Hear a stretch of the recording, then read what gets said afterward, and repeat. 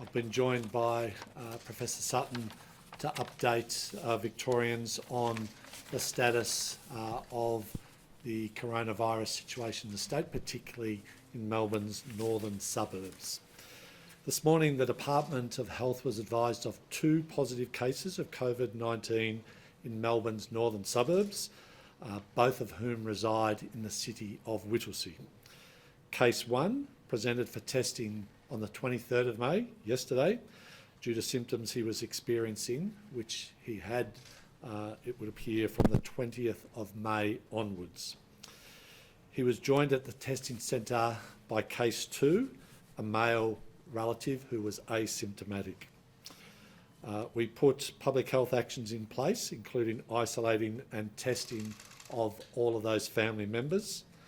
As a result of those tests, a further 2 positive tests amongst those family members have been identified. Case 3, an adult woman, and case 4, a child. Other tests from those family members have returned negatives. All of these are close family contacts of case 1. So today our public health teams have been investigating the situation and continue to interview and test all of the individuals and their contacts, and indeed through that the contacts of contacts will begin to ramp out over coming hours and days. I can advise that one of the individuals lives within the wastewater catchment areas that produced the strong detection that we reported last Friday. There is as yet no indication that these individuals are linked to any exposure sites from the previous alert case, but investigations are ongoing.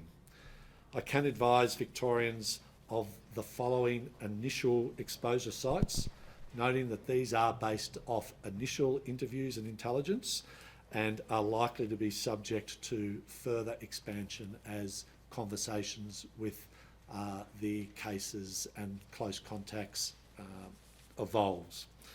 So if you have been to the following sites in the times that I will go through, you are required to immediately isolate and get tested and to quarantine for 14 days. So a Tier 1 site. At the moment there is one Tier 1 site, and that is the Jump Swim School at Unit 437, the Concord in Bundoora, on the 21st of May between the hours of 8:55 a.m. and 10:15 a.m.